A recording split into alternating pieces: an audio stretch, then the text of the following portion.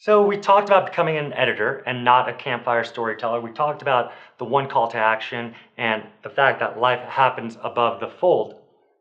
I want to talk quickly about the fact that the patient voice is paramount to the way you write your landing page copy.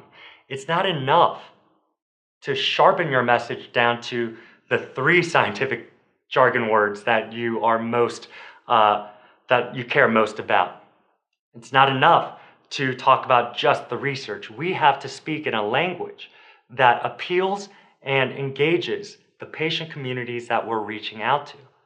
And the reason for that is quite simple. You can think of, let's say, a car salesman trying to sell a car.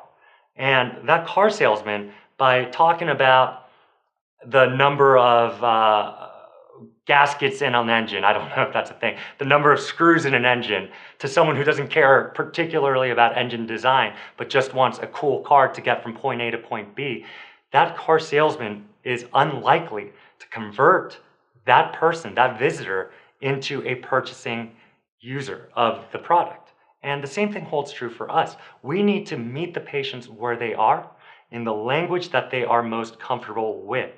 And this allows us to engage them and hook them and get them excited enough to become some conversion on our landing page.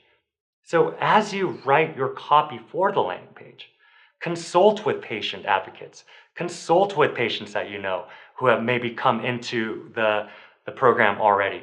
Make sure that this copy, the few sentences that you will have, is battle tested and run through a number of patients and speaking in the language, because that is actually not speaking down to them, but rather by making your language accessible to a broad community, you are allowing them into your world. It is a respectful gesture as you try to welcome them into what you are doing.